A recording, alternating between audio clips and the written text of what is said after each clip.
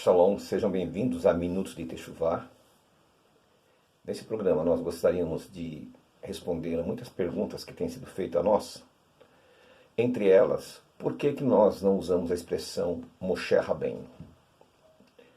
Nós temos visto muitos ex-evangélicos que têm entrado na Teshuvá, se filiado ao movimento messiânico, o Nazareno. E esses dois movimentos têm uma ligação muito forte com o judaísmo.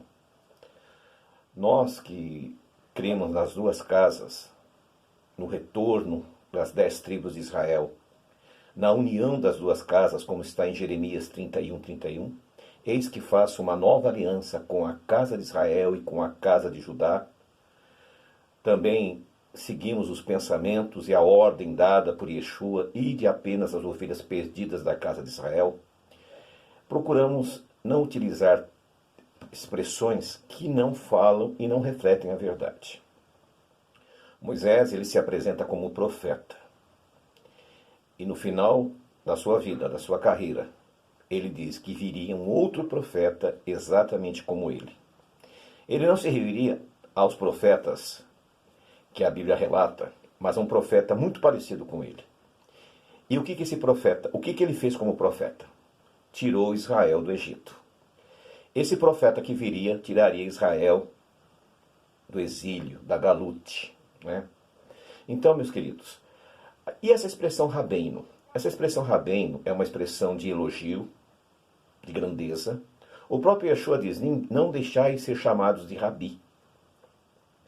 E Rabbeinu foi utilizado por Rashi, que é um dos grandes teólogos do judaísmo, e foi utilizado também pelo seu neto.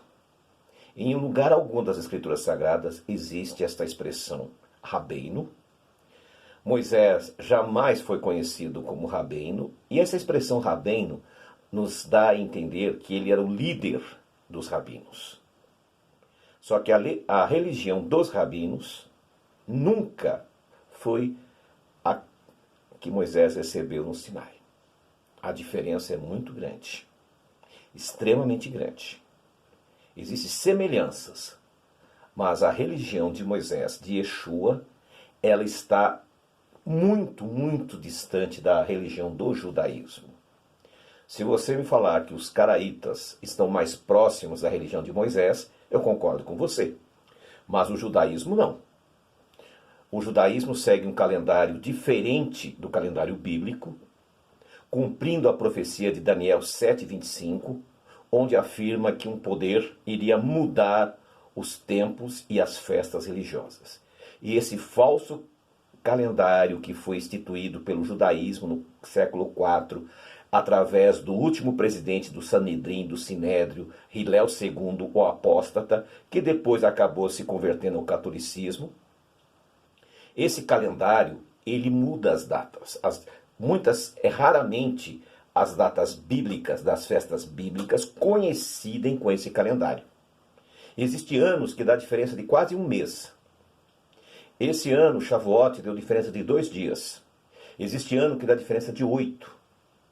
Então nós vemos que esta diferença aponta para uma transgressão. E Moisés não nos deixou um legado de transgressão. Então jamais Moisés foi considerado Rabbeinu. Ele é o grande profeta de Israel.